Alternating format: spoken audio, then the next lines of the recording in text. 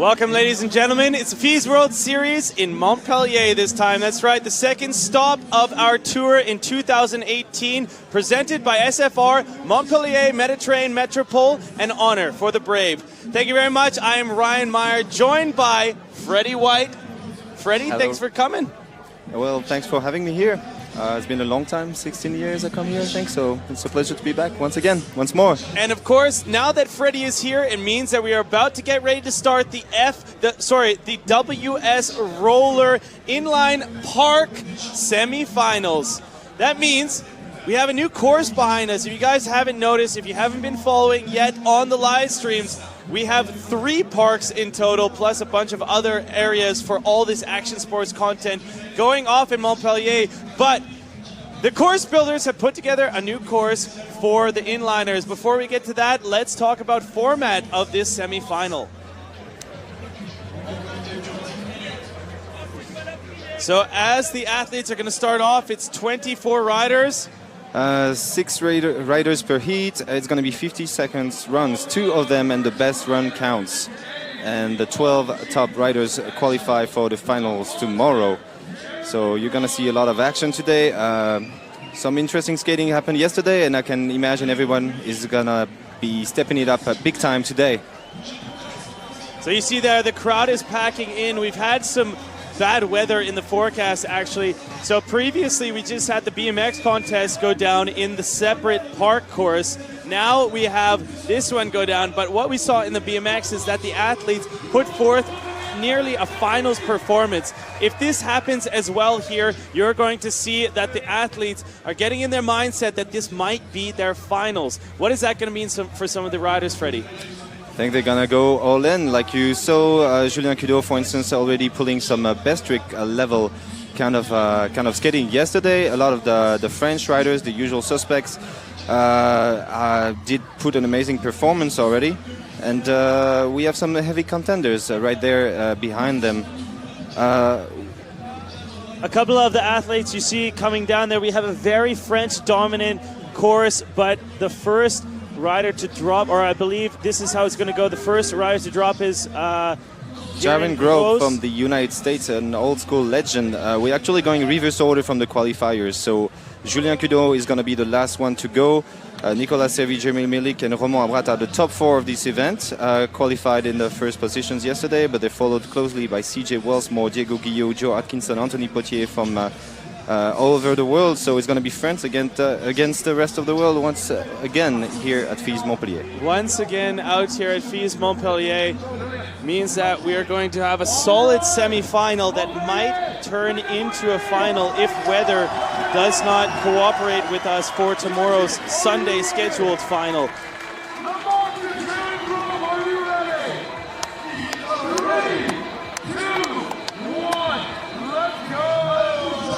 Jaron Grove on course right now. Jaron Grove has actually won the X Games a couple times, is a really unexpected guest here in Montpellier.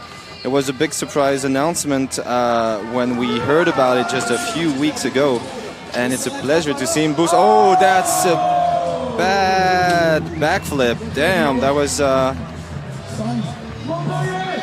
unfortunate. Damn, Jaron, I hope he's all right.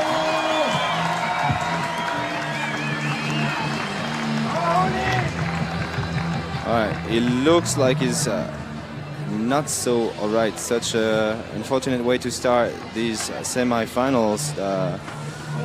Safety staff is on the course.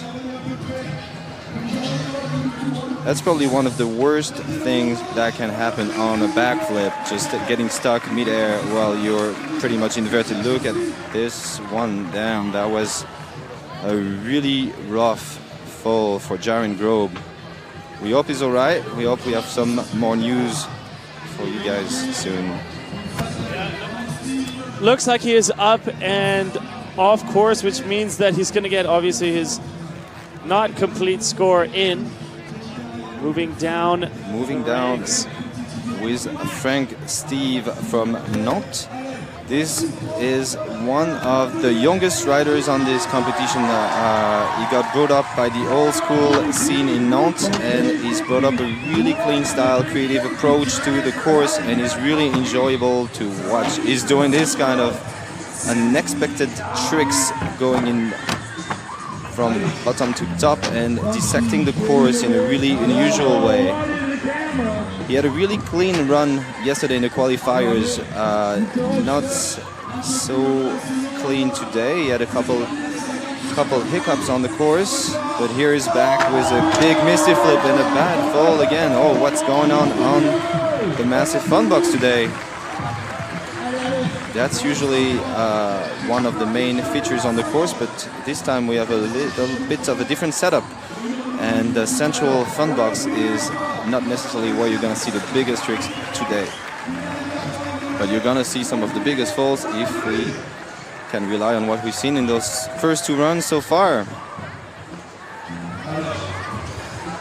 So this is a very large semifinals, actually.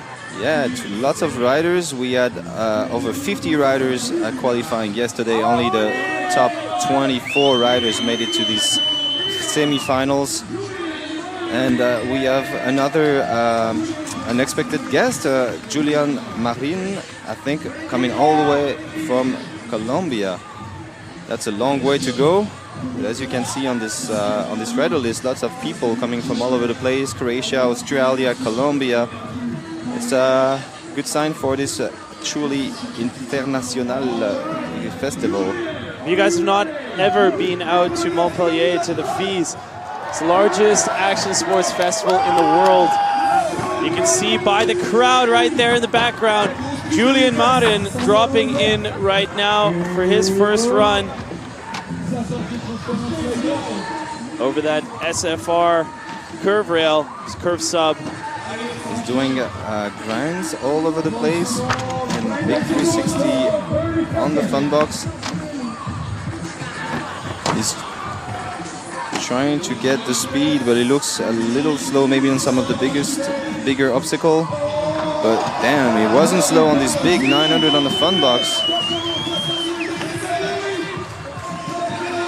Going back up, 12 seconds to go, and even if this course is maybe a bit more condensed than what we saw in Hiroshima with this huge ballpark, this is... Oh, that could have been a tough one. Julian, saved by the bell right there. Saved by the bell, indeed. And as I said, like, everything is a bit more condensed than some of the biggest, largest park we used to, which means you have to be really precise on the landings. You have to be really careful. Any sketchy landing can send you straight into the wrong direction, into the wrong obstacle, like Julian almost did with this rail waiting for him at the bottom of this 720.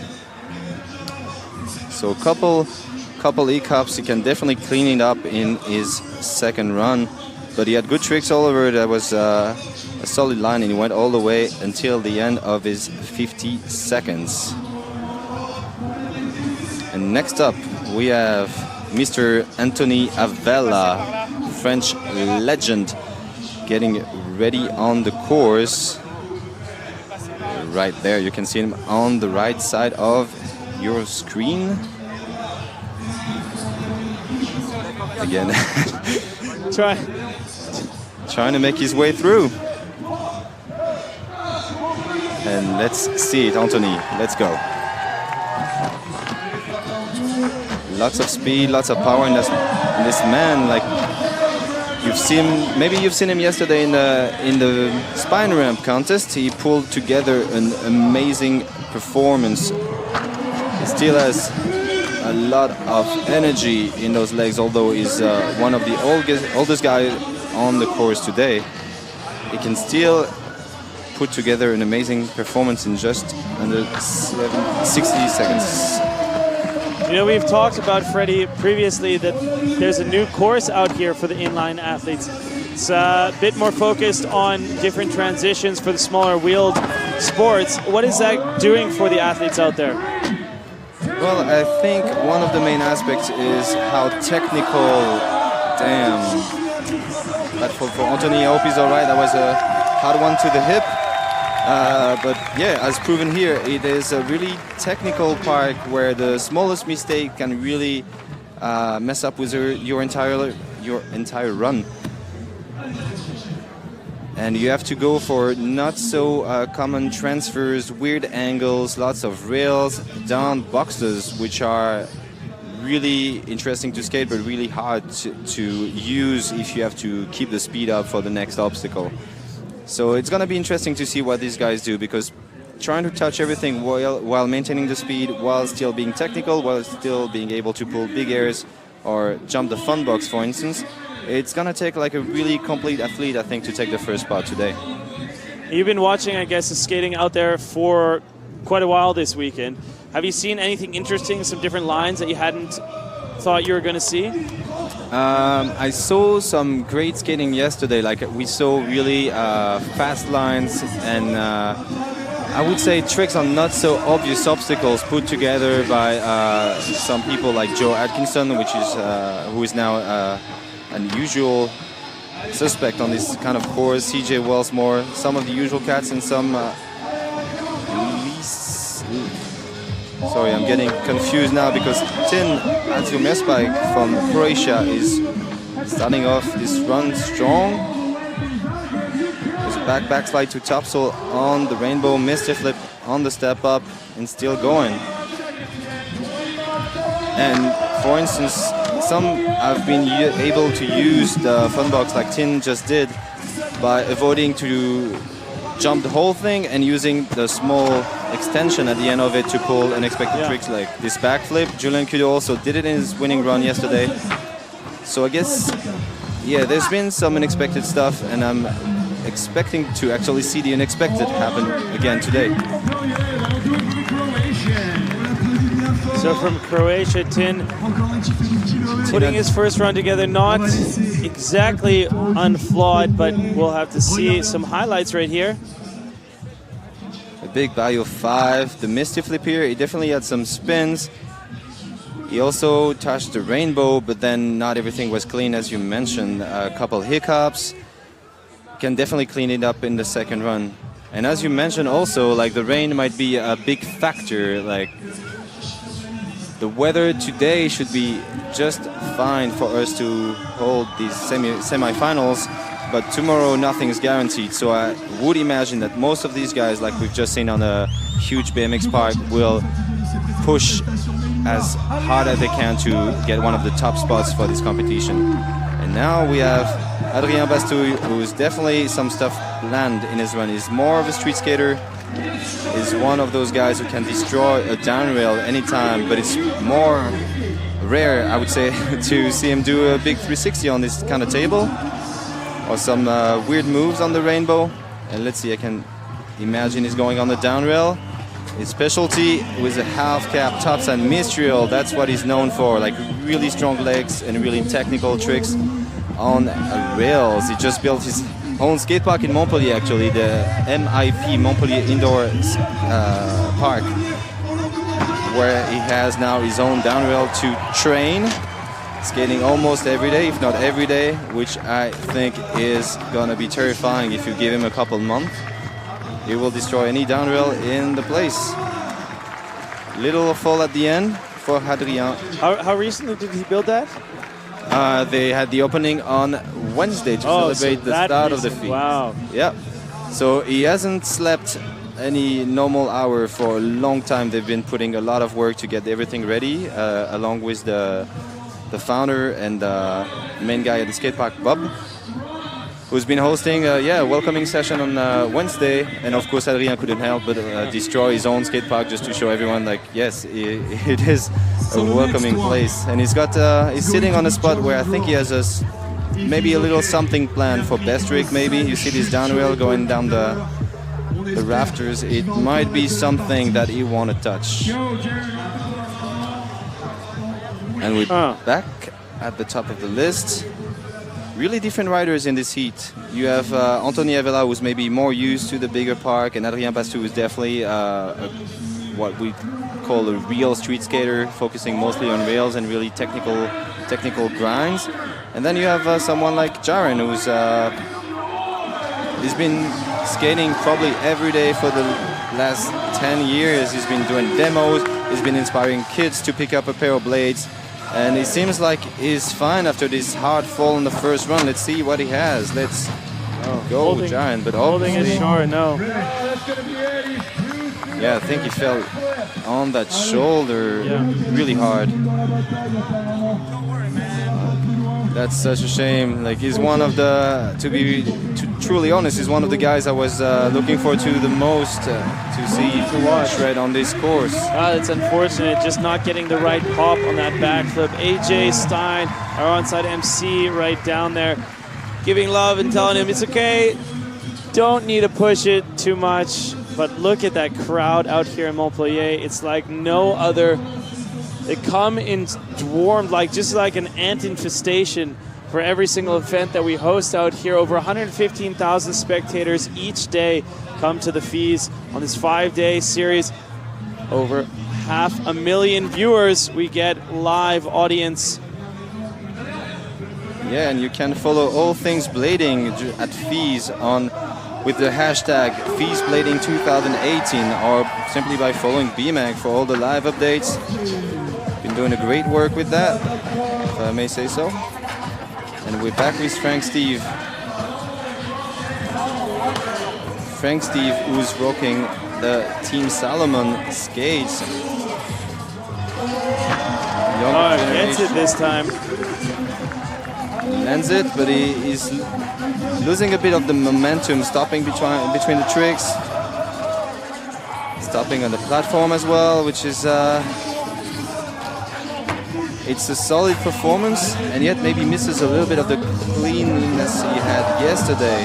That was a really nice move right there. And a fakey fly. As you talk about this and dissect it, Freddie, you say, yeah, maybe missing a little bit of this, a little bit of that. You have such a long history within inlining. Can you just walk me through some of your history with judging? With judging, first thing I'm going to say is I'm really happy not to be judging this contest today because it's a really technical course. I think it's going to be a really, really tight ranking. It's going to be a hard one for the judges. That being said, I think it's a really interesting course to see. And yeah, like by focusing on the right elements, like some of the underdogs have maybe a chance to actually go for maybe the unexpected, something that will catch the eye of the audience, catch the eye of the judges. Yeah. Because as a judge, you will focus not only on the technical tricks, not only on how big or how dangerous things are, but also how well connected the tricks are together, how fluid the line, how smooth is the riding, and especially on this kind of course, like it's a really precise one. So some of the top dogs yesterday pulled not necessarily the biggest tricks, but were able to put amazing lines together and some unexpected stuff. So as a judge, that's also something that I would really pay attention to. Moving forward to Julian Medina. All the way from Colombia, that's a long way to go for the Festival International des Sports Extrêmes in Montpellier. Truly international festival right there.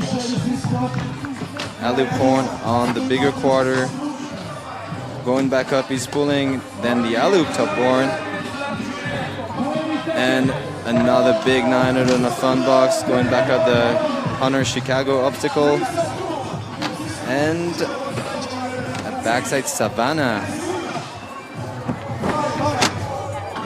Savannah on the rail. He's been doing some technical stuff. He's been doing some grinds, but he falls yet again on that 720 on the quarter pipe.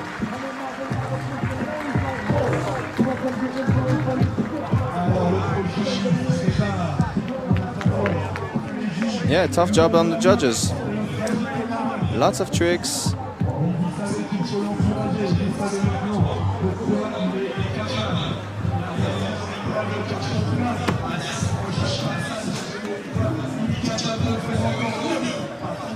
The audience out here in Montpellier, I just can't talk about it enough. Yeah, it's a huge crowd. Watching it from here is really impressive. Everyone on the bridge, everyone on the bank on this side, everyone right next to the skate park on the other side. It's quite a few thousands all over the place. 600,000 people over the whole festival here in Montpellier. You know, it's pretty lucky that we're able to comment this one. A lot of the times I'm separated during events like this in little container boxes. Because out here at the fees, you're just involved with everything. You guys make sure to check it out. Back to blading action right now. With Mr. Anthony Avella, he pulled together a good first run, but I know he definitely has more in store for us. A lot of power. He's going back on the main fun box with a big 900.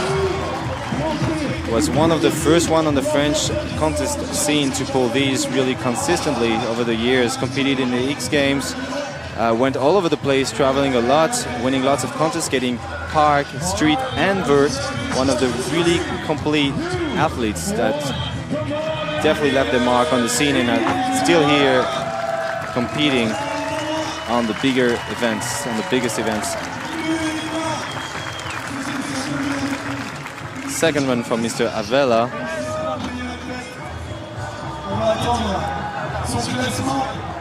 So now we're waiting for the rankings, but back to your judging question. As you've seen on several of the stops, like the course really influences the skaters riding, and it also influences, I guess, a little bit the vision of the judges. So on this one, I think, yeah, the unexpected, like the little something special will catch the eye, not only of the audience, but of the judges. I know that's what I'm looking forward to. We've seen some really promising stuff yesterday. Anthony Potier from Belgium had a really solid last trick that he unfortunately didn't land and slammed into the rail opposite side. We've seen Julian Kudo fall also on some of the biggest transfers of the day. So let's just keep our fingers crossed all this happens live today, because that's something I really, really want to see. Some of the tricks that will get the crowd on fire here in Montpellier, and that will get me really, really happy as a rollerblader. Fellow here. Mr. Tin Adjizeo Mespike from Croatia, the organizer, one of the main guys at Pannonian Challenge, taking place beginning of June, just a couple of weeks, and he came here to show that not only is he working towards putting amazing events together, he's also coming in for those backflips, those crazy tricks. He's definitely one of those surprising skaters. He was with us in Budapest last year and pulled together some really, really great skating. And now he had some really good tricks in there, and he goes in for that disaster back Savannah. Damn, a little harsh on the landing, slammed on that bank on the opposite side.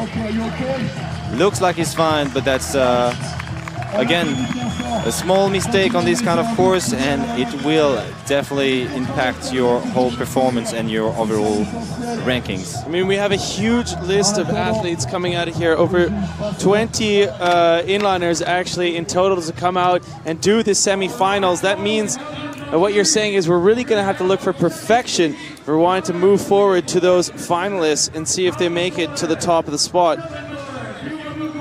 Yeah, I think perfection is the word. We had some near perfect runs in Hiroshima, but then again the course was entirely different. So maybe some of the guys that will come up on top will be the not so obvious ones. I see a score coming in there, 65.50. Right now it shows heat number 1. These judges kept keeping us on our toes, and I can imagine everyone on the course is also waiting for those. But we're back with the action. Back with the action with Mr. Bastouille. Allez mon Bastouille. With the top porn star on the highest quarter and the 360 on the fun box. Not the usual tricks you will see from him. Nice little move, dance move, cat move on the rainbow. And then preparing for the technical, zero spin topside acid.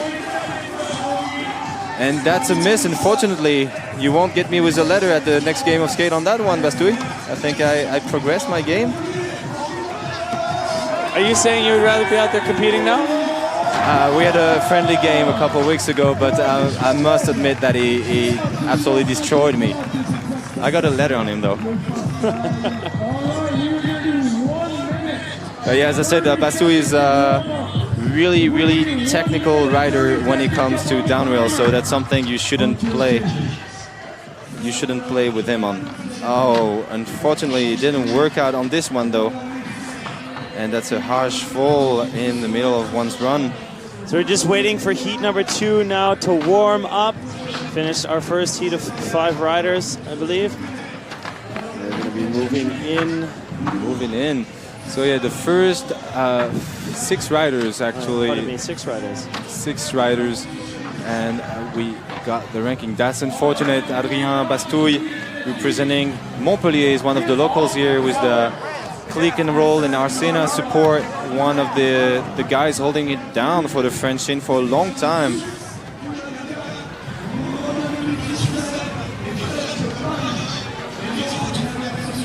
Now we got a bunch of hungry skaters getting ready for the next heat on the course.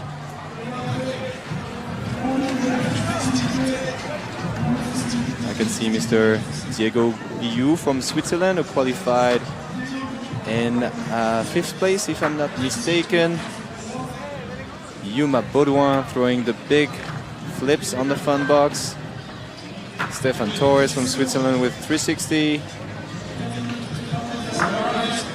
Romain Godener, I think, is 4 times FIS champion here, so he only qualified in 14th place yesterday because, as I know Romain, he was playing strategic, knowing that he's got a couple more runs, couple more days, and then he's one of those guys, he's one of the buzzer beater. That's probably one of the things that really applies to quite a few of those French riders. They've all grown up skating competition, so they know that this one trick, the last minute banger you pull at the very end of the competition, might be the little thing that will push the judges to rank you just one fraction of a point higher than your opponent. And yeah, Romain Godener, Julian Kudo, these guys are specialists. But now we are looking at Mr. Tomek Przypilik from Holland. You're really getting good with that pronunciation. I know you've been practicing over the last event. Yeah, we have a couple Polish names actually on this event, so I've been trying to get it right, and I spent also a couple days with Tomek in Barcelona before, so we had a daily class where he would just teach me everything Polish. So I'm really, I guess I could say I'm fluent right now. You're a fluent Polish boy. 10 seconds left though in Tomek's run. Back Savannah on the rainbow, finishing with a backflip Yukang. I'm not sure he's too happy with that one. He hung up a little bit on the backside rail on top of the Honor Chicago. And yeah, that's a bit unfortunate, but knowing Tomo, he's got lots of resources, and I'm sure he's got a really clean idea of. So let's take a look back at some of the replays from Tomek's run right here. Kind of walk me through some of these, Freddie. Well, the backflip, the classic backflip is something you've seen on every sport, and of course bladers are also, they're not immune to that one. He has really nice technical grinds as well. He's a real specialist of the backside Savannah. For instance, that's one of his signature tricks. Everything Unity, basically. He's got those variations on lock. And yeah, Tomo has been known to shred street. His last street section is actually quite impressive. So you see a score coming in there of a 58.66. That's good enough right now for 5th place. We're going to be moving forward to Malcolm Touré from France as the crowd erupts here in Montpellier. Yeah, he's one of the locals, so you would imagine the local crowd will also go crazy for Malcolm, going big on this Misty flip, but switching right away to forward. Malcolm really has the spins on lock. He's really good at hard flips, complicated flips. But wow, that's 720, for instance. That was really unexpected on this obstacle. But Then he's kind of struggling with the rainbow, not really touching it. And going back to the main fun box with a big 900. And back on top with a backside UFO to Soul. That's a Aaron Feinberg signature move. There you have it. Nice solid first run out of the bag for Malcolm. Malcolm with a lot of big flips, such as this Mr. Flip and this inverted 720 and big 900. Yeah, lots of really solid flips, but the rest of this run he can definitely improve upon.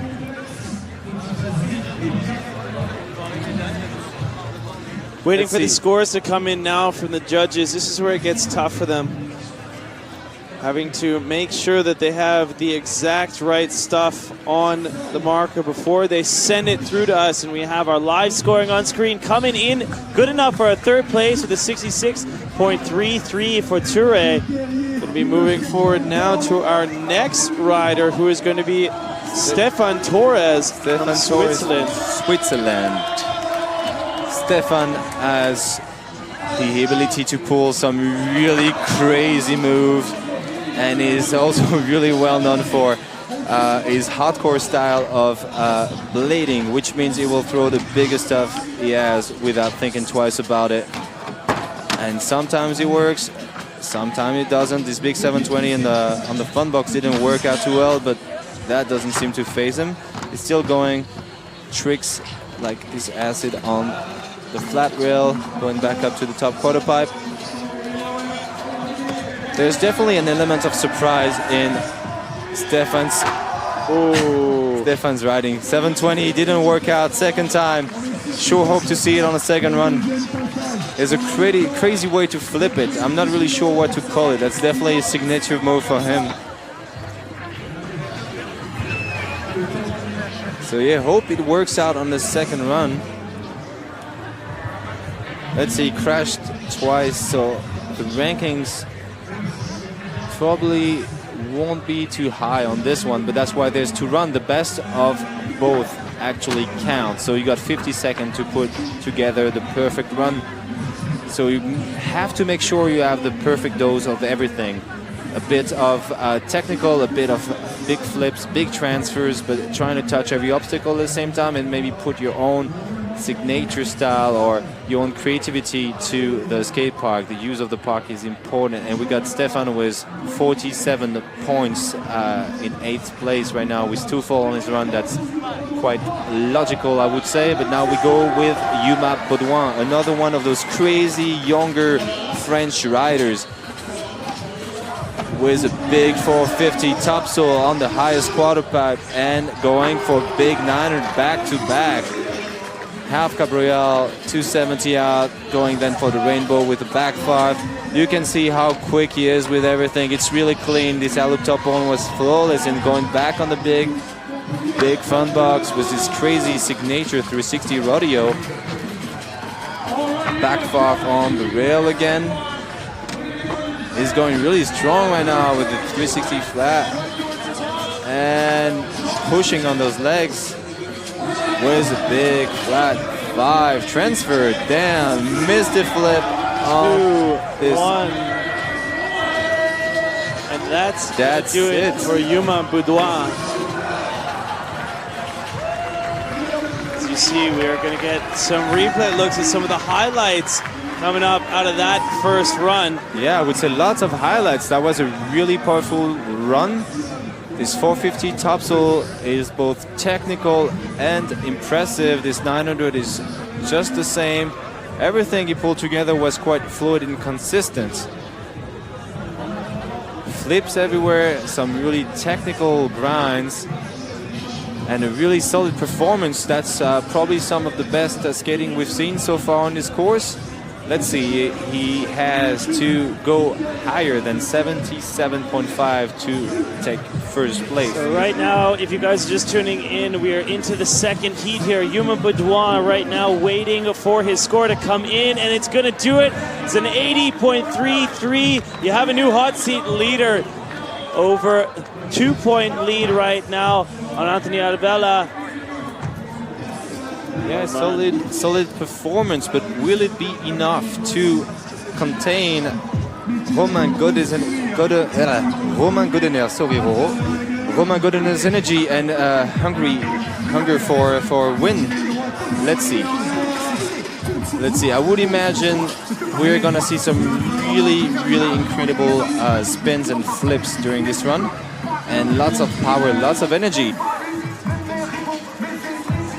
As we mentioned earlier, Romain has won fees 4 times. He's probably 10, 11, 12, 15 times French champion. We can't count them anymore. He's won every contest he's entered so far. And he starts with a 450 back rail and big double backflip on the fun box. One of the only riders to pull this kind of moves, and especially starting off the run with this is a really big risk. It seems to be on fire here. The athletes, from my judgment, seem to be liking this course, really having a lot of fun and able to carry tons of speed around it and get lots of hits on both sides. Yeah, there's a really great flow in this course. If you're precise with every landing, there's ways to connect every inch of the course with perfect lines.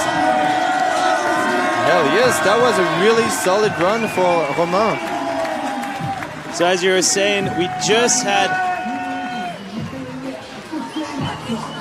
of course, Julian Kudo go down and come up into first place right there. And you were saying, is it going to be enough to hold off Romain Godener? And it's a tough question, but thankfully it's not for us to answer, because the judges are left with the hard call. That was 2 really good runs back-to-back for Yuma and Romain Godener, and these guys are definitely going in for the win. They both won that first place. You see right there, 80.33 set the hot seat bar right now by Yuma. Romain waiting, anticipating the scores that come in. It's going to be good enough. It's an 83.33. Romain moves into first place with that double flip. Yes, he just made it. Lots of trick all over the course. And as you mentioned, that double backflip, that's definitely a crowd pleaser. But now let's go with, oh no, Mr. Fred Bukowski with the wrong start. A big 360 on the opposite direction, the opposite natural direction on this fun box. But he's going back at it. 540 double rocket.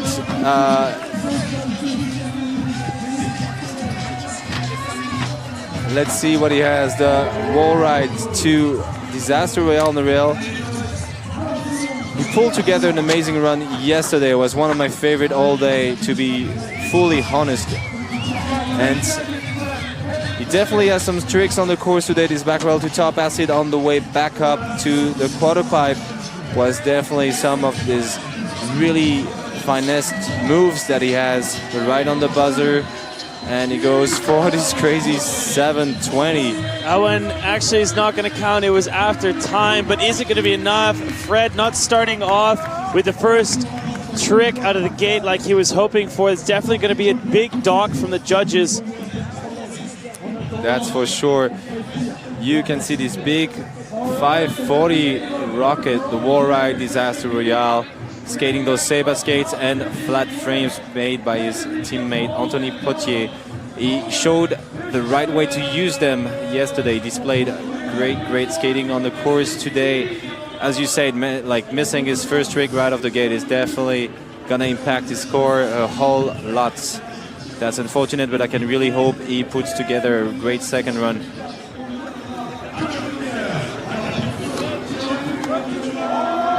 We mentioned the element of surprise, and Fred is definitely one of those guys that can surprise you at the right moment, so I expect him to do the unexpected. But we're back with Tomek Przybylik on the course, and no, this back rail definitely won't work out for Tomo. That's unfortunate.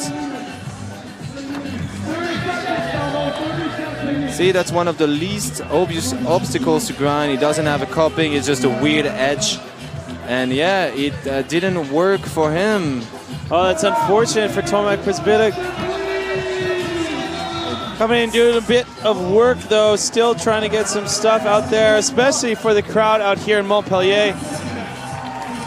That didn't work out too good for Tomo. Damn, Tomo, maybe it's the right moment for me to mention that you're actually 72 years old. I was wrong all along, and after being corrected by the Polish boy, I can say now that Tomo is actually 72. 72? Is one of the oldest guys. just Wow. kidding. I messed up in Jeddah. I messed up in Hiroshima, so now is the time to set the record straight. Tomo is 24 years ago. 24 years old? I can't even pronounce it right. Like it hurts cold. my mouth. Is so young, so much talent, such a long way to go. Still killing park, killing street. Unfortunately, today didn't work out too good. If he's 24, that must mean that you're 21, right? I'm actually 19, but I don't say otherwise. I'm not allowed in the clubs here, so for my partying, it's better that I pretend I'm 21. Yes. Okay, great. Look at who's next up in the gate. Malcolm Toure going for his second run right now. 50 seconds on the clock. He's about ready to drop in. AJ Stein gets the crowd going out here in Montpellier. Toure on course. 450 Royale to another trick that I might not have been able to understand too well. That was going too fast. And a big 900 on the phone box. Once again is doing these really big flips. What does he have here? The 720 again? Yes! And it works out. Let's see, wall ride.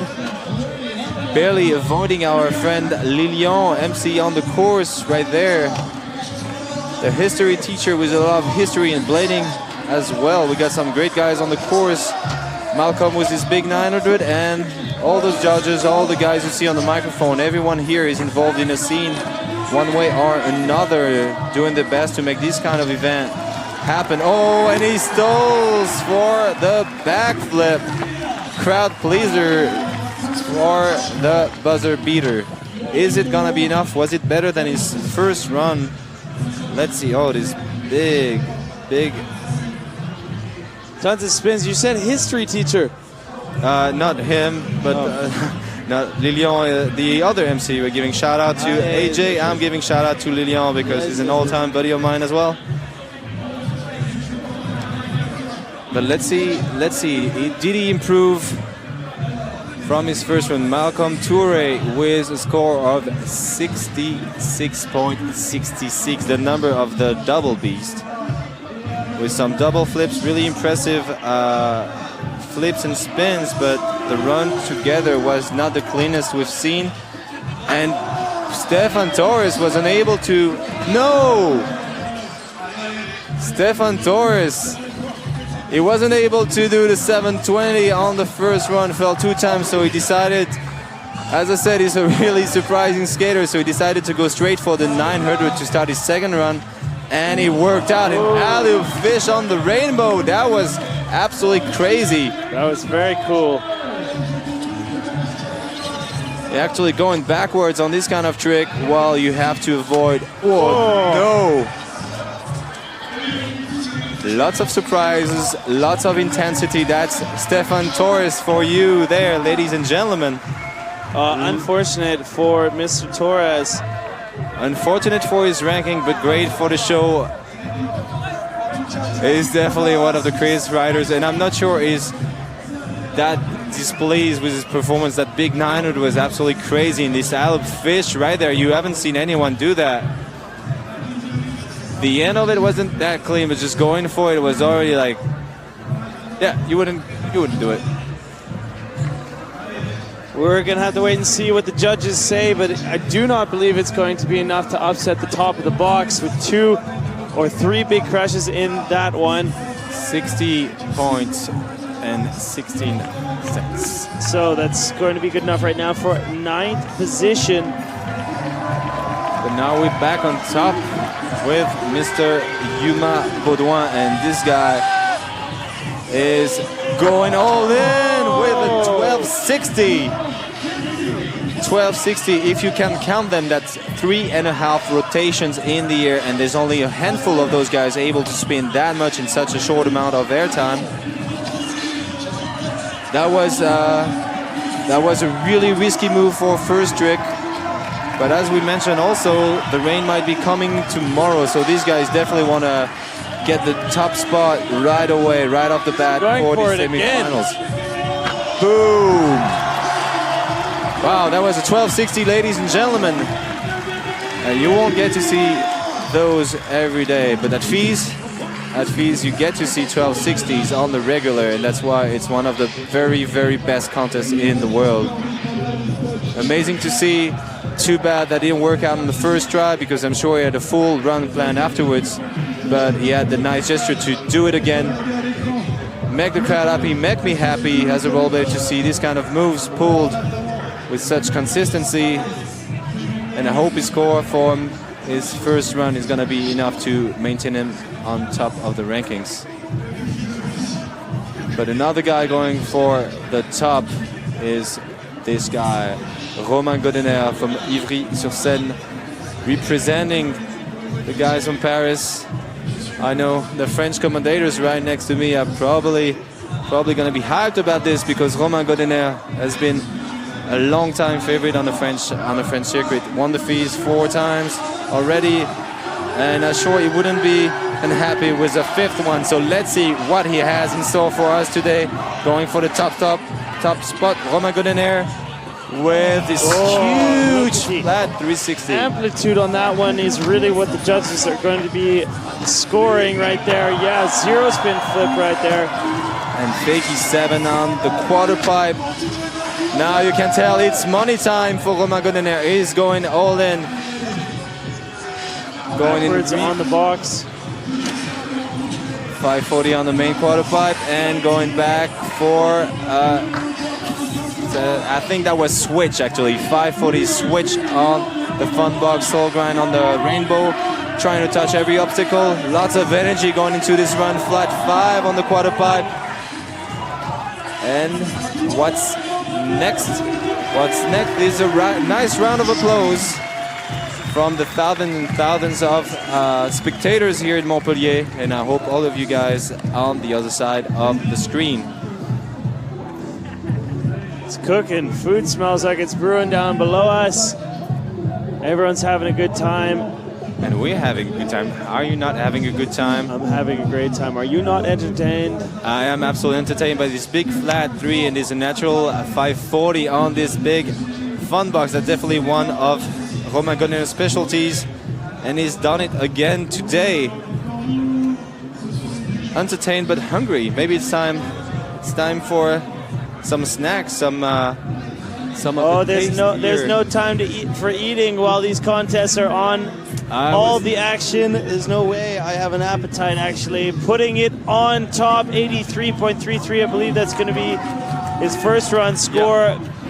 The best one of the day out there, so he's gonna have to stick with that one. 83.33. Currently your hot seat leader, Romain Godener with the top ranking so far. But when I was talking about hunger, I was hungry for tricks, my friend. That's what I want to see today, and I will see Frédéric Bukowski sticking this 360 in reverse on the fun box. See the speed that he has. It's crazy 5. That's really one of the most stylish skaters on the course today. This wall ride to Disaster Royale once again, really technical. It's really hard to get the right angle on that wall ride and jump straight to the rail, but he's got it. And then flying back to the Honor Chicago obstacle, this big one you see over there. 360 hard spin topsoul and a little soul grind on the down box. Seems to be missing a bit of the speed to finish his run with the biggest tricks, but he's got the surprise element, the surprise factor, and this nice backside mystrial on the rainbow was a nice finishing touch. Thank you, Fred. That was beautiful to watch. See, and that's another Polish name, Bukowski. I got this one right, didn't I? You did. You're doing very good. Yeah, my Polish lessons are really paying off. Freddie Blanco in the building. Federico, please get it right. Federico Blanco. That's you can hashtag me on Instagram. That's gonna be the one. Federico Blanco. Yeah, once I get a smartphone, maybe I will use that one. Did you throw it out again? I mean, I've been talking to this guy actually. I'm speaking of Freddie. I've been talking to him when we were in Hiroshima. We were in his room, and he's like, "Oh, my tablet might be done. I had time to get a new one. I've only had this one for a week. Why don't you just invest in something that's going to be for the long term?" Investment requires budget, and budget is the one thing I don't have right now. And all these guys on course have been going through their own investment through their entire lives, putting forth what we call training so that they can come out here to the FWS. Look at the guy on course with those white blades. If you guys are watching, that is Mr. Joe Atkinson repping the new white Roches. I was doing a Facebook Live yesterday up at the Spine, and I just happened to catch Joe right before he was dropping in. Definitely did not like that. He's focused. He definitely has a lot invested. We're talking training, and we're talking traveling. We're talking about all the life investments you actually put into this kind of sport. There's not that much reward if we're talking financial gain, but if we're talking glory, if we're talking fun, if we're talking... And look at here, there are the standings. Romain Gaudinier on top there. Human Boudoir right close behind him. Only 3 points away. Anthony Avella, pardon me, in 4th place there. Freddie Yukowski. And then moving forward down the list, of course, we have a lot of athletes so far. Coming up right now, Heat 3 is warming up. 3 of 5, so there's 6 athletes in each of these heats. Yeah, 6 athletes. It's going to be 4 heats, I believe. 6 athletes, 2 runs each. It's going to be Maxime Genot in this one. Jaro Frein, young up-and-comer from Holland. And then as well, we're going to see Joe Atkinson, Anthony Potier, Sam Croft, Jeremy Dominguez from Dijon. Yeah, that's some French, some Belgium, and Switzerland right there on the course with Maxime Genot. Really fast skater. Is one of those guys with a lot of amplitude, as you can see on this big 540. That was a really good line so far. He's really connecting every inch of the skate park without losing any speed. Invert on the quarter pipe, and is going in for the back farf to back Savannah on the flat to down rail. Wall right to disaster, front side full torque. That's a lot of tricks already. Some technical stuff, and right here the half cap torque with the grab on the down rail. Really, really good run for Maxime Genot. First one today. That's going to do it right there. But as we obviously move further and further down this list of riders, that means it's the ones who did better within qualification. So right now we're past our halfway mark, just getting into our 3rd heat of 4. And these are going to be the better athletes coming out of the qualification. So expect those scores to go up. Yes, and it's going to be a really tough position, a really tough job for Romain Gaudinier to hang on that top seat so far, because as you mentioned, we're going in reverse order from qualification. So all the very best riders from yesterday are just coming up now. So hang on tight. Don't go anywhere and stay with us here at FWS, because the very best of inline skating is coming right up. And if you're a blader, or if you're interested in blading, if you want to know more about the sport and all things inline here at FWS Montpellier, you can follow the hashtag FWSBlading 2018. We just saw that score come in right there. It's a 79 even. That's a pretty solid performance for Maxime first run, but now we have Jaro Frein with a huge missed flip as his first run. As the blindside topsail on that quarter pipe up there. And is going for back Savannah on the highest quarter pipe and back up on the fun box with a big 3 method. Alley-oop, Stalefish on the Honor Chicago. And he's still running lots of speed. Stopping by on the quarter pipe just to grab his breath for a second. Big 5 transfer to the rainbow box. Topsail to back Savannah on the rail. Here again, lots of power. One of the up-and-comers from Holland, who's definitely leaving a mark on the scene recently. Big Misty 5. That's it. Solid performance from Jaro. Really young kid supporting This Is Soul, the shop of our good friend Ivo in Amsterdam. And repping it for all the kids, all the younger bladers in Holland that have been part of This Is Soul, that have been taking those classes.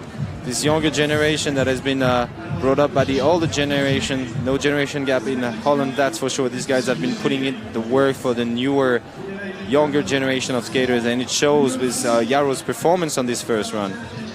Hard work pays off, and as we said, investing time, investing effort, investing training and travels into blading might not make you rich, but it will make you stand out on such a big course. And it's a first score of 76 for Jaro Frein, getting in 5th position, right behind Mr. Avila and in front of Fred Bukowski from Paris. And talking about Paris, we're back to France, but this time in Dijon with Jeremy Dominguez. Huge backflip. And there too you can see lots of power. He's still going really fast for his 540 Kango, and I think he's got this one every single time. Fakey backflip on the main fun box, and back at it now with what's coming up. Acid on the quarter pipe, and the big one, the big 900. We're waiting for that one.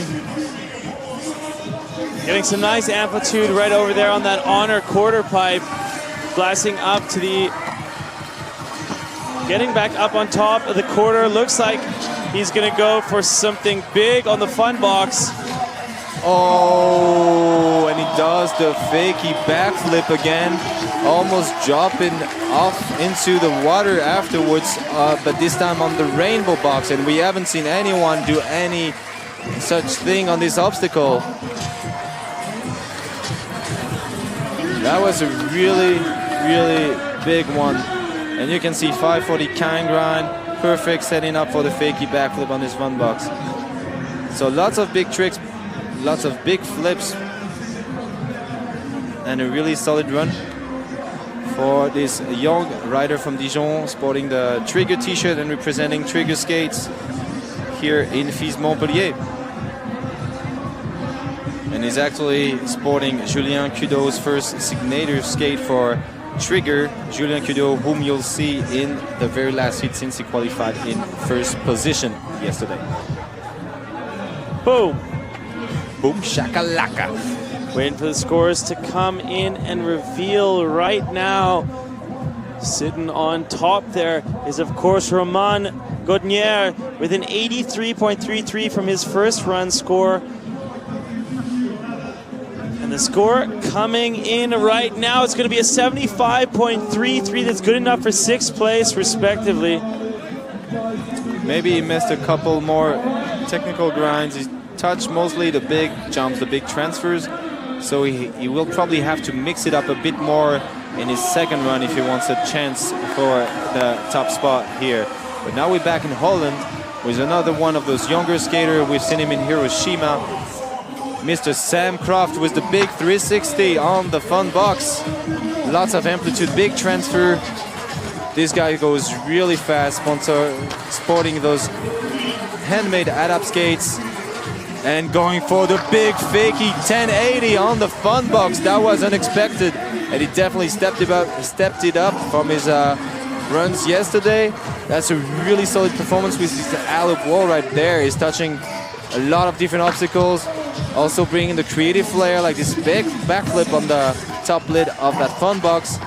He's definitely bringing a lot of different elements together in his solid run right there. 360 going back in. Flat rail, top acid. What's coming right up? Fakey 5.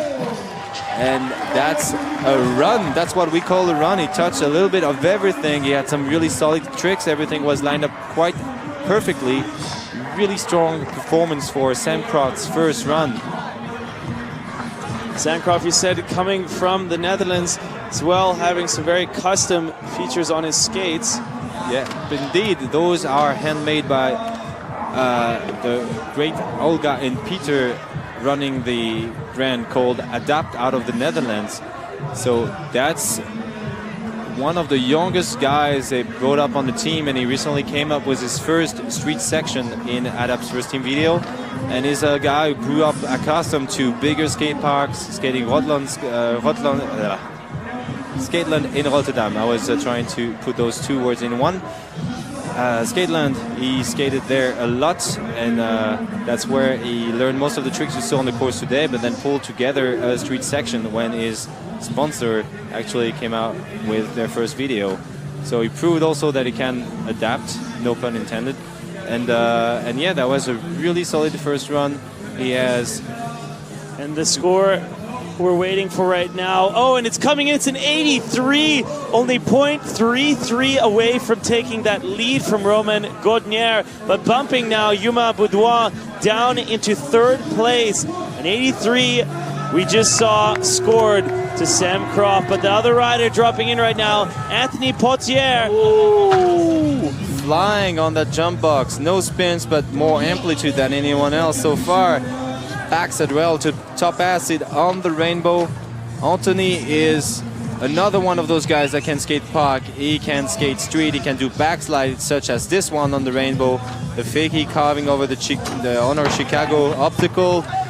Front side to top side missed rail on the flat and down rail. And here it goes for the unexpected 180 crossing over the fun box. Only a handful of skaters have actually tried that line yesterday. He's going under the rainbow. Really unusual run. And what he has in store for us now, disaster topsoul. We saw him try hurricane topsoul, so that's a full rotation before locking that disaster topsoul you just saw. Yes. And he tried that yesterday. Let's see what that scores him on his first run. I'm pretty sure he has more in store for us in the second one, but that was already a really solid first impression. A couple hiccups, a bit of cleaning up to do maybe, but some interesting stuff, unusual lines.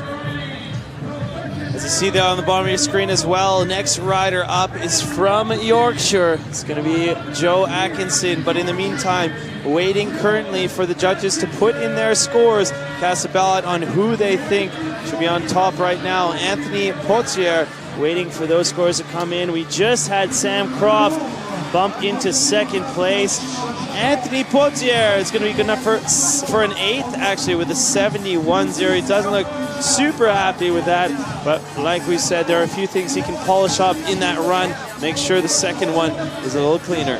Yeah, and I'm sure he knows what he's got to do to get first place. Oh, and Joe Atkinson is dropping the jacket. Dropping the jean jacket. Let's get it done. He's in the crowd that made him Big Joe. Flat 3 transfer to the side quarter. Fast backside UFO on the rail. Joe definitely has something in mind. Big flat 5 on this quarter pipe and going right back with the big backside UFO over the Honor Joe Chicago. has a beautiful way of dissecting courses and really taking different line selection for some of the other inliners. Yeah, he might. Oh, he might very well have a solid chance for one of the top spots today with this front flip on the fun box. As you said, he's been cruising around the course, one side to the other, jumping over the rail to the wall ride, then 180 back into the bank. Some of the most technical moves, such as this true spin topside point star on the down rail. Joe Atkinson. He touched a lot of obstacles. He brought a lot of different tricks together in one line. The guy from Yorkshire, Mr. Joe Atkinson. Taking a couple looks back. That what went on? Flat 5, big transfer. As you can see, he has stuff planned out. He knows where he's going. This backside Savannah 270 out, really tricky move to pull together, and same with this front flip, what proved almost fatal, but he made it. He worked his way out of this tricky front flip. You haven't seen anyone else do it so far, and there's a reason for that. It's because the falls can put you out for a long time, and no one can really afford this. But Joe doesn't care. Joe right now waiting for his score to come in. That means we just finished up round number 1. I mean Heat 3, their first runs. Joe Atkinson was the last of Heat 3, waiting to see if his score is going to be good enough to rival one of the top spots. Currently, Romain Gaudinier is sitting on top with an 83.33. The score coming in for Joe, it's going to be good enough for 6 only, a 76.83. He's going to come back with some different vengeance in run 2 if he wants to stay on top. Let's see what the guy with the white skates and shiny frames has in store for round 2. He knows now he has to change a few things if he wants a chance to get first place. But now we go with another white skater, Maxime Genot. Maxime Genot with Switzerland flying high on that air. Disaster, sweaty on the quarter pipe and going for a big 900. He spun so fast he could chill on that last 180. It's almost a 720 late 180 on this one. Really stepping it up from his first run, which was already a really solid one. The back 5-2 back to Savannah once again on the flat rail. Disaster far once more, trying to get a little more speed again, and is going for the Savannah 2 forward on the down rail. If anyone's unhappy about the trick terminology, please let me know in the comments. Let's keep this Savannah debate going on for another decade, please. Really good run. There we go. That was the second run so far for Maxime. How do you feel about that one? I think it was quite good, quite a upgrade from the first one. This big 900, for instance, and Sab on the rail. He pulled tricks everywhere, down rails, coping, fun box, big transfer, and a lot of amplitude. So that's something, that's definitely a big mix of everything. That's something, yes, the judges are going to be happy to see. Currently, Maxime is sitting in 4th place, respectively, with a nice 79, but we're trying to see if that is enough to improve his score at that second run. Can he get up and rival some of those top podium spots? Let's see, definitely keeping me on my toes. I have my predictions, but let's see if the judges agree. And here we go. He definitely improved on that one with 81.16 points, getting 3rd place so far. So nice improvement right there for the Swiss athlete, Maxime. He's definitely a sweet-ass Swiss guy. He's also shooting photographs. He produced a whole book of our recent adventure in Japan, so you can hit him up if you want one of those copies. Really exclusive work. But now we're back in Holland with the young Jarofra, one of the future killers, but he's not even. Oh, and just either over rotating or not. Damn, that was a little bad, I think, because I would imagine he wouldn't stop in the middle of the run if he didn't get hurt on that one, and that was a rough fall. That's too bad for Jaro. He had a really, really good first run, but this big missed the flip, and big. You could just see where it went wrong. Yeah, and right to the back, onto the tailbone. This is really a difficult one to fall onto. So he's going to take his first run score, of course, and sit with the 76 in 7th place and hope that that's going to be good enough that he can possibly stay in the running of that top 12 and make it into finals if we do have the finals tomorrow. But right now, dropping in Dion Dominguez.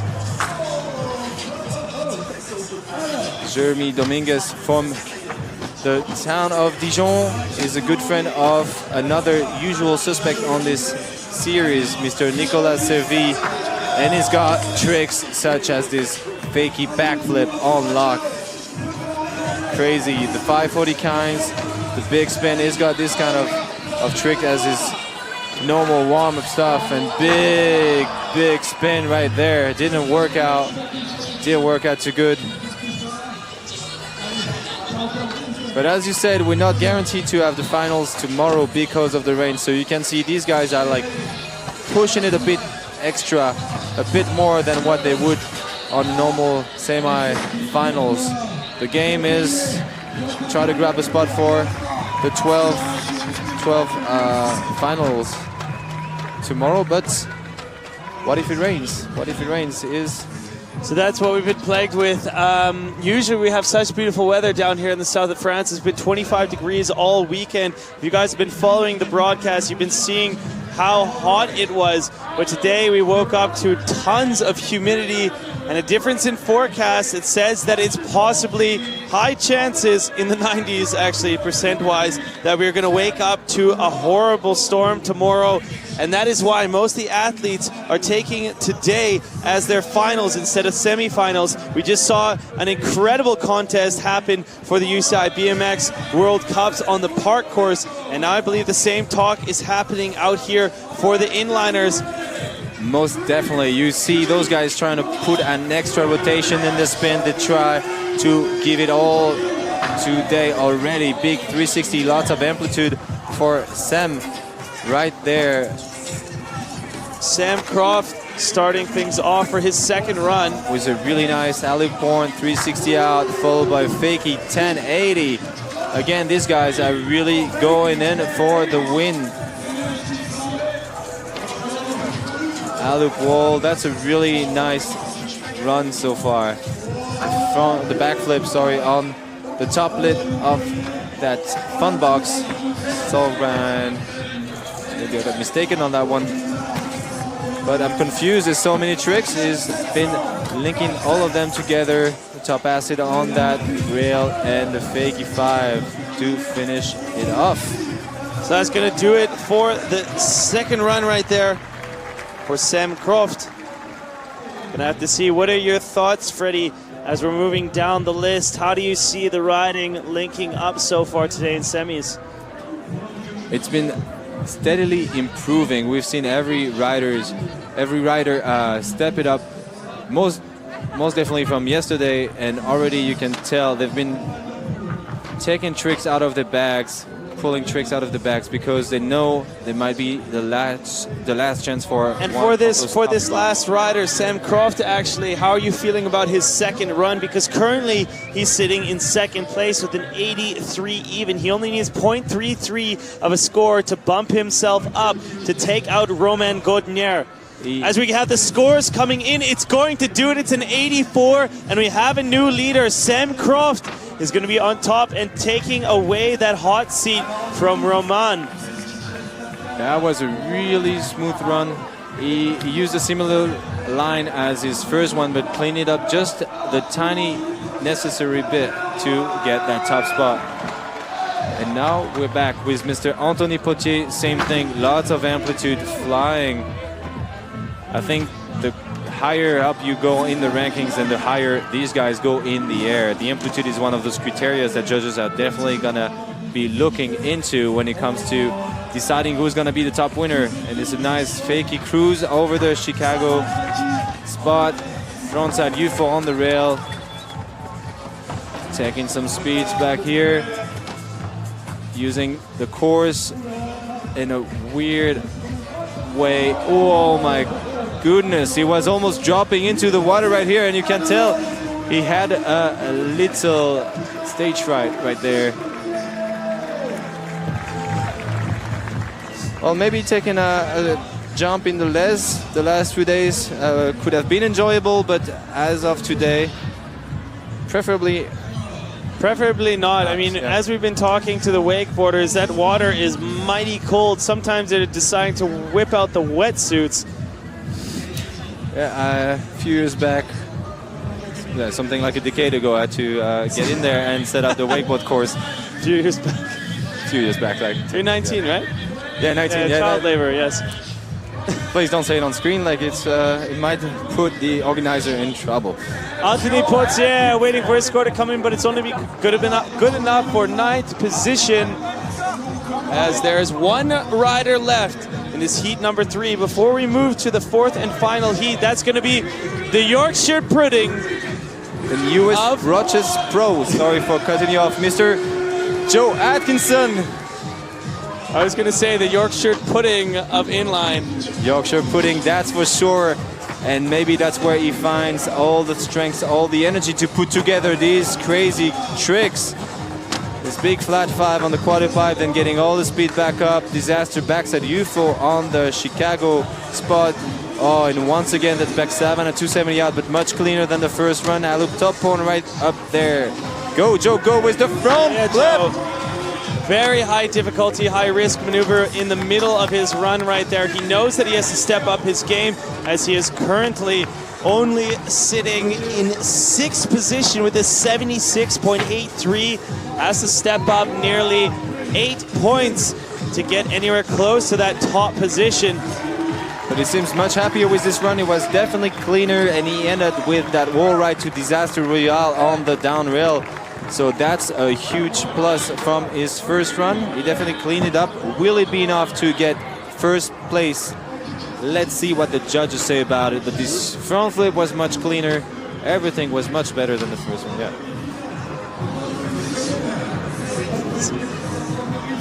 Now, obviously, you see there Joe looking with anticipation. He was wondering if this is going to be enough to push himself up in the rankings. Currently, Anthony Potier was sitting on top of that leaderboard, I do believe, with an 84 even. Joe is down in 6th position, not a place that he is too used to, and he pushes up to a respectable 3rd place with a nice 82 even. Great run, great second showing for all our athletes in heat number 3. Yeah, as we move forward into the 4th heat, I see my favorite Australian inliner on course there, and we did have a chance to catch up with none other than CJ Wellsmore back in Hiroshima. Take a look. You'll figure out a line because that's just naturally how it will flow for you. And everyone skates different, right, spins to the right, spins to the left. It all comes into factors. There's the ramps are just getting bigger and bigger, but the riders are being able to just push it and push the levels so much higher. So at first you're a bit jelly legged, but then once you get flowing, you can actually boost around all these courses. I didn't get much sleep last night because I was so motivated, and I maybe even overthought it, but there's like, you have to map out where you want to go, and that for a spectator's point of view also, like, you have to do something different that stands out. And so I guess me going into each event, you really have to think, if you fall, how you're going to maintain your speed. So there's a lot that goes into it, and everyone is focused on it. So it makes the competition level even higher. As you can see, this event here, the level of skating each and every year just continues to grow. So there's some amazing people out here, like obviously Julian Kudo, who is a monster. Joe Atkinson can flow any park so well, you know, but there's like the French riders are incredible at flips and spins. And yeah, everyone is just skating so good. As we saw that nice feature, thanks for the words and intuitive knowledge about the backside scene of contests out here on the fees. That was CJ Wellsmore, of course, from Sydney, Australia, now recently moved to Bangkok, Thailand? That's correct, as far as he's not traveling around because he's always all over the place. He's been attending all the fee stops so far. So you guys just see there on screen all the highlighted scores are the ones that just came out of our last and most recent heat. Sam Croft is the most notable one, standing on top of the box right there with an 84 even. But now we are on to heat number 4. It's going to be CJ Wellsmore, Diego Goulut. Pardon. Let me try that one. Diego Guillou from Switzerland. Diego, okay, pardon me, Roman Abroad, Jeremy Malik, Nicolas Servi, and Julian Kudo. But right now, CJ Wellsmore on course. Well, pardon me, the tongue twisters are long today. No, your French is really good. Oh, and full cap, true miss for CJ. As you said, it's all big game, and it's lots of instincts going into skating, especially his riding is really intuitive, is really fast thinking and fast reacting on the course, so that he's able to adapt to lots of different courses. Lots of energy right there for CJ. Let's see it. Send it. Yeah, CJ. Big flat 3 on the fun box and already back at it with I love that CJ has been doing these contests, you can tell, for so long in all different demos, because it seems like every pass he gets, he's trying to amp up the crowd, tell them to get louder. And hand flip 360 to finish things up. Yeah, he's been on the contest scene for a long time. He was competing in the Asian X Games back when he was 11. And if you've never seen him prepare the sandwich of a champion, there's a really nice TV segment that maybe some of you can post in the comments. Back when he was 11, he was a star on TV already in Australia, and you can tell the character of this guy is definitely bound to make him like stand out for sure. You guys find that, post it to Instagram, and please tag me in it. My tag is Late Night Rai, or as well tag the Fees. The Fees is you're gonna find the handle at Fees World. And as well, you guys can get us on Snapchat at Fees World Series, or find us on Facebook, fees.official. But please do it on Instagram, actually. I think that's like the most frequent page that I am using lately. I don't know where you're on, Freddie White.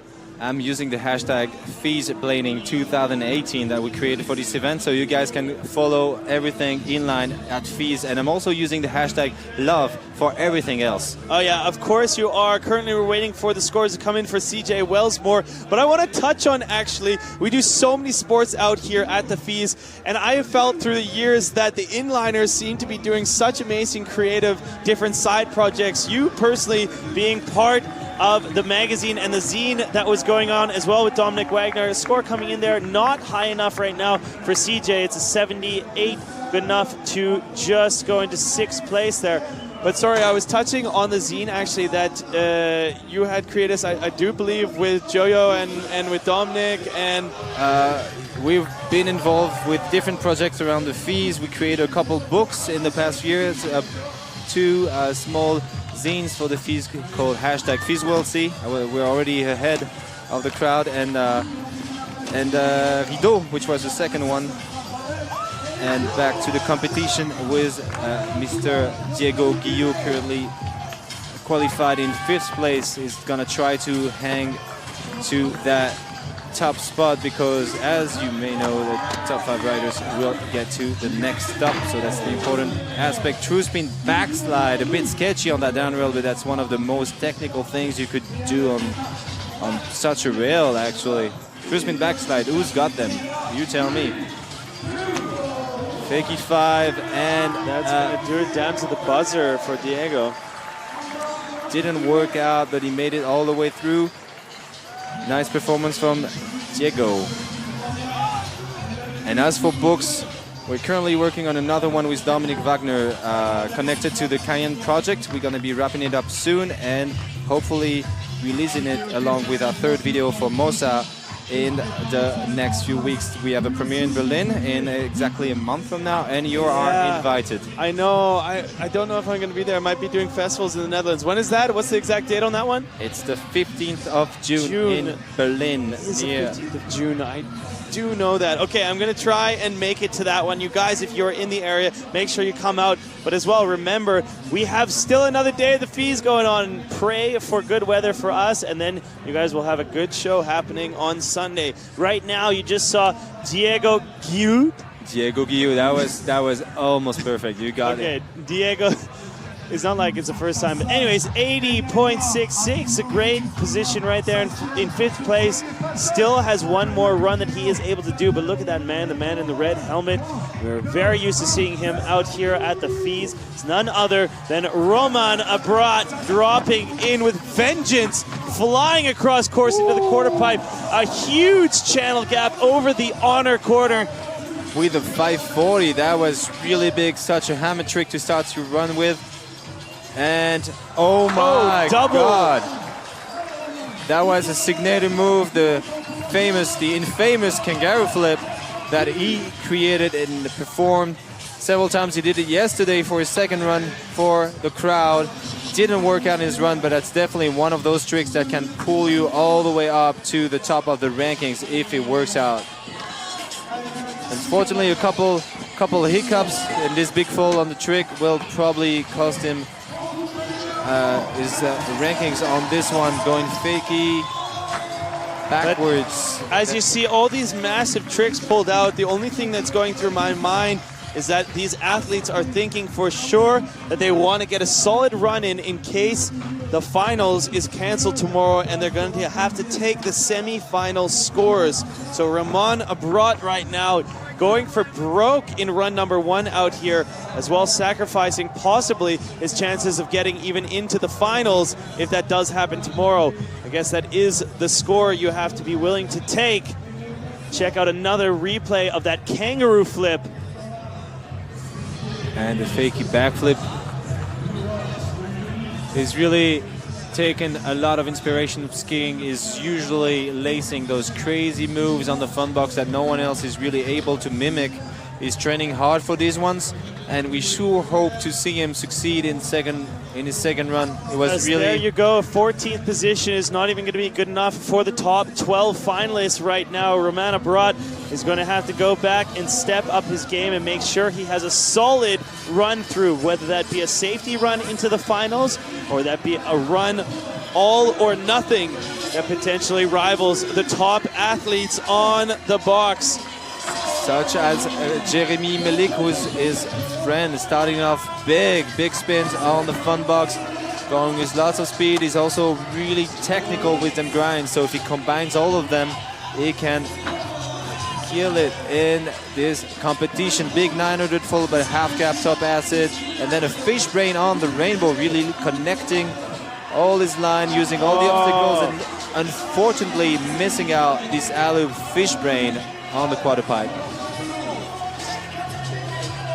And that would be another topside acid. He's doing them both ways, so I'm not even sure which one is which. As I said, he's really technical with them grinds, so you can point me out to which one is his natural foot, because I do not know.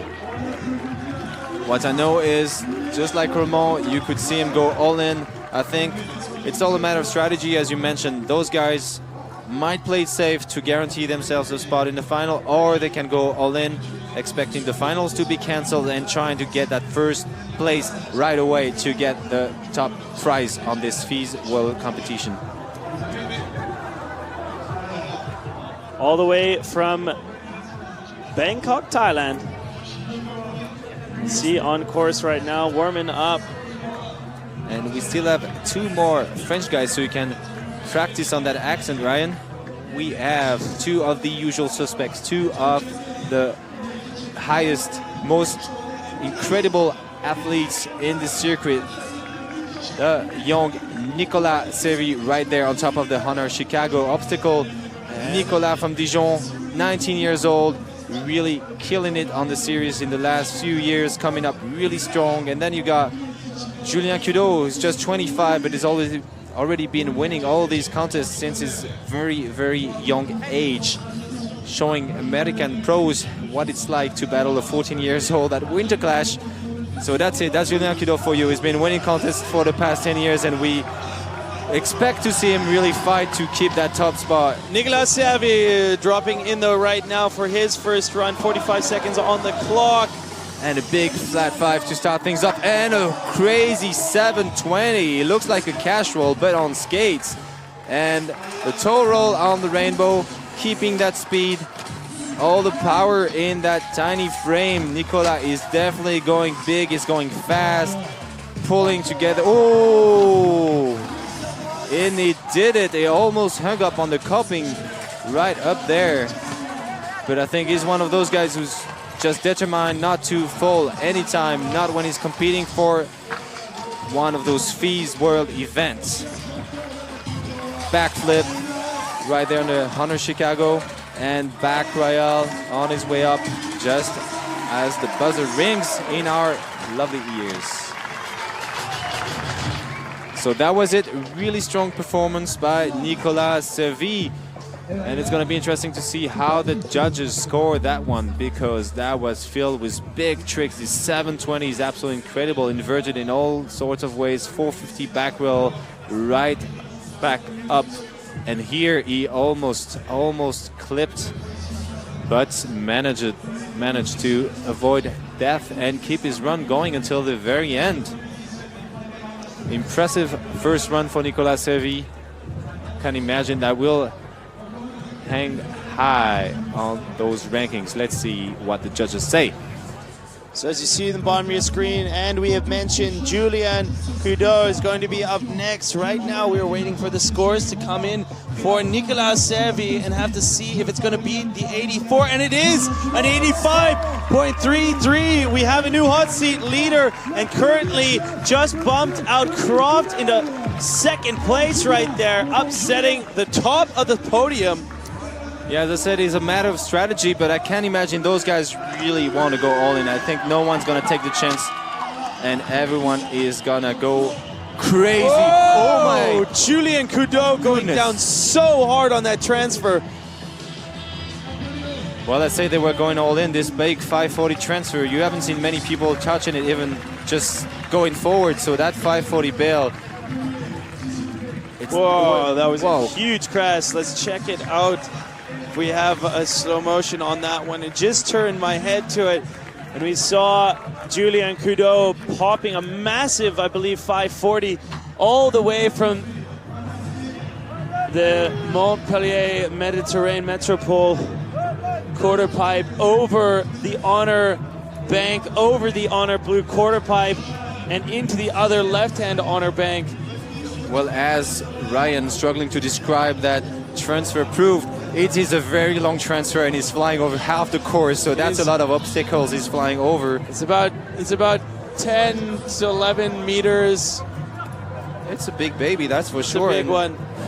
As I say, no strategy anymore. It's all in for these riders and know what it takes to get on the first spot. And Julian risked it all, and I hope he's got it in the second run. So no time to waste, right back up at it. CJ Wellsmore in for his second run.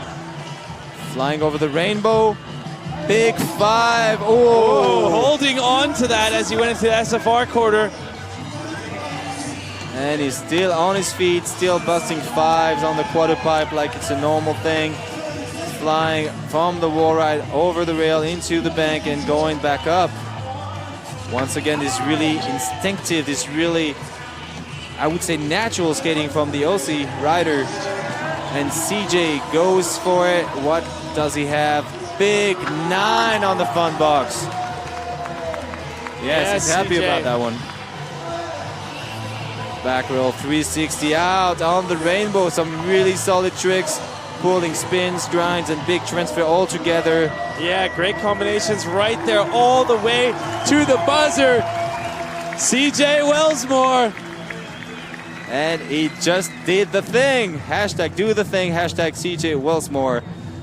Hashtag whatever. Hashtag love. Hashtag CJ Wellsmore, just on fire out there, but we're going to have to wait and see with the judges. It's been a heavy pack. Nicolas Servet, I believe right now, sitting on top with an 85.33. Yeah, really strong performance by Nicolas Servet. Let's see. CJ Wellsmore pulled together an amazing second run. Is it going to be enough to guarantee him a spot in the first top 5? Let's see. Once again, judges keeping us on our toes, but I would imagine that such a strong performance would definitely bump him up a few spots. Yeah, currently CJ is sitting in 8th position with a 78. He's definitely looking to improve on his score. I mean, if the finals are going off tomorrow, he definitely has solidified himself a spot in the finals. That's not where he wants to sit. He would love to get up top of the podium, especially right now. You see in the bottom of your screen Nicolas Servet with an 85.33. Well, CJ stepped it up big time with the big 540 transfer from the Chicago into the right side quarter pipe, and then that big 9 on the fun box. So that, and the score is coming in. It's going to be an 81.66. It's good enough for 5th place. 5th place, that's so far a pretty good spot to be sitting on. It's a solid top 5, but there's still 5 more riders that are about to go, and Mr. Diego Guillou dropping in. Diego Guillou going for his second run, coming up the honor quarter. Huge transfer from the honor quarter over to that Hurricane Park slip. That was crazy, lots of amplitude as well. He did it perfect, landed it perfect, did big flat 5 on the fun box as well. Half cap royale, what the hell? He almost collided into the side rail, but he's back at it with the strong torque. And disaster backside Savannah. And true spin backslide. Not super clean, but once again, one of the most technical moves you could pull on such a rail. Far on the rainbow, pulling together a really nice run. A couple hiccups, but here he goes, 270 back Royale on the down rail, right on the buzzer. That was a good one, a good one. Is it gonna be an improvement on his first run? I'm not sure about that, but that 540 was definitely like... Yeah, it was very impactful. First jump out of his run, definitely catching the judges' eyes. Like we had mentioned before, that's something that you want to be able to do. Get them, notice their attention right out of the gate, but as well finish off very strong. Yeah, he was missing a bit of speed at the end of his run, but he put together some surprising tricks, and that's a good way to catch the eye of the judges. It's going to be good enough for 7th place there. You see it's an 80.66. Not good enough, however. We move to our next rider, who we are definitely not used to seeing in 16th position with only a 67.33. This is Roman Abrat going for broke in this last run of his. Flying high on the big 540. You see him put it super clean. Well, his main opponent, Julian Kudo, fell hard on the first run, and he just confirms that he's in for the win with a big kangaroo flip. And he does not land it again, and I do believe that's going to be... It's going to be hard to get back up from that one, unfortunately. What we've mentioned time and time again, that when we're looking at athletes in this high of a caliber, you're looking for perfection in your runs. And if Roman was wanting to get on top of the podium, he definitely has just missed it with that crash right there. Yeah, as we said, like, it's about not just getting a spot in the final, but also maybe trying to secure first place in general because of the impending rain on Montpellier. So I think he decided to risk it all. This kangaroo flip is one of the moves that is the only one to land. Unfortunately, not consistently enough to put it in the middle of his run, and that's probably going to cost him a lot of points, unfortunately. If he did, that would be such an amazing feat, and definitely we could consider seeing him in the first place position. Unfortunately, though, like you said, such a high-risk maneuver, maybe he does not have it on lock enough, as he had a crash coming out of that one 2 times in a row, sacrificing possibly his podium at this event and possibly his chance into the finals. We're going to have to wait and see where he will line up right now, currently waiting for the judges to make their mark on this one. That was a really close one. He almost stuck it, but as you said, pulling together run with double flip right there in the middle is a really risky move that can make or break a winner. And unfortunately, that didn't work out this time for Roman. He doesn't seem to face it. He definitely killed it. He showed up really strong, representing Grindhouse Skate Shop from Germany, USD Skates, who recently awarded him his first signature skate that he's currently skating on this course. But that's gonna be a little disappointing. We expected him to see really in one of the top spots, if not on the first place. So he's still smiling about it. I think he's really happy about the overall excitement that we have here at Feast. This beautiful crowd, everybody seems to be loving it. So no time to be sad. Let's enjoy the party all together. Right now, waiting for that score to come in. Currently, he was sitting, not going to do enough. 13th position, 70.66. That crash definitely is a reason that we are either not going to be seeing him in the finals or just not on the box there. Tough upset for the French young gun right there. But into our next competitor, Jeremy Malik. Ooh. Wow. And starting off really strong. So this one was a right-footed topside acid on top of the quarter pipe. Now I'm trying to check out, like trying to decide which one is his natural foot, because that spot, boom, 900 now on the front box and top acid with the left foot. So he's doing everything natural and switch just to prove the judges that not only does he have big tricks, he has them with both feet, which is one of the most technical aspects of the sport, being able to use both feet for every trick consistently. Oh, and he misses that cupping trick right there, which is a bit of a shame.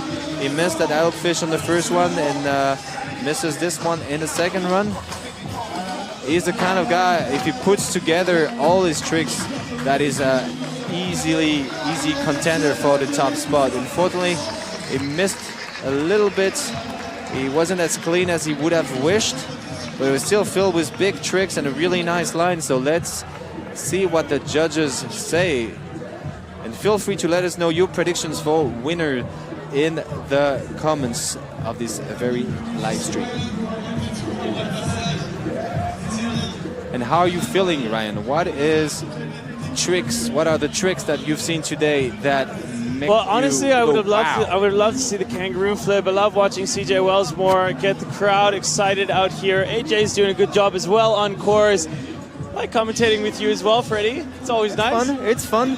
And finally we got it, this nice little terrace where we can actually enjoy the action live, almost in the middle of the crowd. That's a really nice feature of FIS World Montpellier, and that's definitely one of the nicest places to be at this time of the year. Currently waiting for that score to come in for Jeremy Malik. Waiting to see where he's going to line up with a little bit of a slip up on top of that quarter pipe, not locking in the grind. I know it's not going to be exactly on top where he wanted, but we are going to see if it is good enough. With the switch and natural spins, with the switch and natural grinds. He's currently, pardon me, sitting in 15th position right now with a 69.33. Judges are taking their time. And it's up. And it's going 75. to be a 75. So he does move into 11th position. That would be enough to make it into the finals. But as you mentioned, every run, if you're going for that first place, everyone has to be perfect. And unfortunately, he didn't make it as clean as he should have. Oh! Yes! Oh, and that's one trick. I know I've seen him do a lot of tricks, this young Nicolas Servi, already in just a few years. A lot of world firsts, a lot of NBDs. But his double backflip, I've never seen him do before. So that's a really nice feature of this run. Saying a new skater, or any skater for that matter, push their own limits just to get that first place, just to get the crowd going. I believe you had currently said before Roman Gotnier, as he did the double backflip, that was one of the few people that we're ever going to see in this contest right now today. But now we just saw Nicolas Servi busting out the double flip. And it was one of the most important moves almost last year on the slopestyle here at FIS World Montpellier, because that's how both Julian Kudo and Roman Gotnier ended the run. And having Nicolas Servi put it right there in the middle of his run and sticking it is definitely showing that this guy is up there and he wants that first spot just as bad as older as he's elder as the other guys. He wants it really bad and is flipping into that win for sure. So let's see what the judges say. Right now, however, he's sitting in first place already with an 85.33. I'm sure he just upped his own score with that one. And we have Julian Kudo coming next. He did an 86.66, just bumped himself and solidified his lead over Sam Croft even more so. Roman Gotnier as well, sitting high up there still with an 83.33. Joe Atkinson in fourth place and CJ Wellsmore in fifth. It's all about Julian Kudo though, coming off of a hard crash in his first run right here. Coming in hot with the 540 transfer, and it didn't work out. Oh, that's a disappointment. Last run and last chance, but starting off with this big fall is probably gonna cost him that first spot. And listen to the crowd cheering him up. Let's see it, Julian. Let's do it for the kids. Coming back one more time, Julian Kudo right on that box. Oh! Hard hit. Saved his head on that one actually, but man, what a tough boy. Julian Kudo really wanting to prove himself out here. And doing it for the love, hashtag Amour. For the French audience that he does so well for year after year actually. Julian Kudo, you say only 25 years young and still dominating so many of the contests out here globally with inline.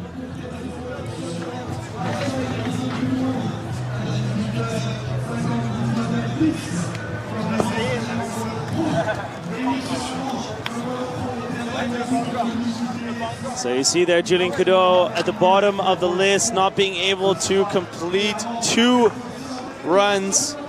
Unfortunate for him. Fell twice on this first trick in those 2 runs, so that definitely cost him a lot of points. So I'm going to take a moment and say we have to get things going quite quickly here. But Freddie, what are some of your thoughts on this event so far? How did a semifinals like this get to such a caliber? I think all these guys are really hungry. There's a younger generation that's pushing, I would say all generation, but Julian Kudo is only 25 years old, and you can see Nicolas Servi and Jeremy Dominguez. All these younger dudes are already pushing really hard. You've seen Nicolas Servi take first place in those semifinals. And then followed by Sam Croft, Romain Gaudinier, Joe Atkinson, CJ Wellsmore, Maxime Genot, Diego Guiou, Yuman Boudouin, Anthony Avella, and so forth as we move down. Top 24 inline athletes in the world, as this is a global event. It's a FIS World Series. It's the largest event for all action sports combined.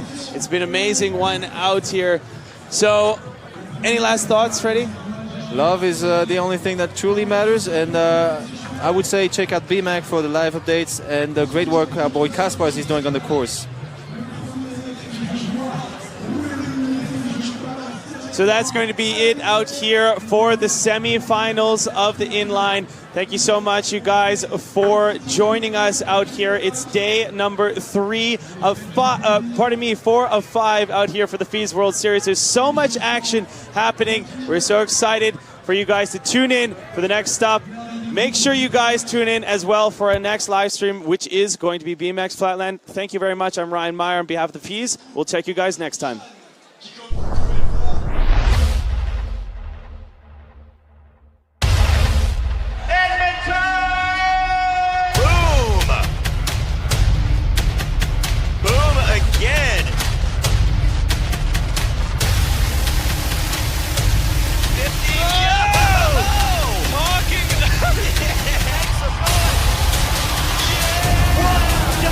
Partying off, the crowd going nuts here in Atkinson.